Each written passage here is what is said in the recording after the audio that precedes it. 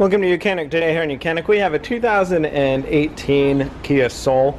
On this Kia Soul we're going to go over where you would and how you'd replace the engine air filter.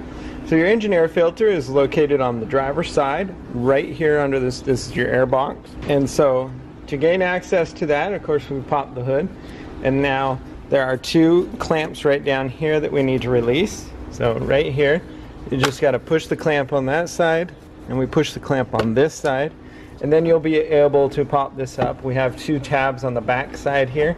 You can pop it and pull it up, and then you'll be able to remove your air filter. We go to look in there and see that that's pretty clean. If it's dirty, you can take a vacuum and vacuum that out. And with your new air filter, you put it back in. There's really the only one direction with this this angle there, and so it's going to sit in with all this material facing downward. So this is just how you do it. And then you would take your air filter and install it.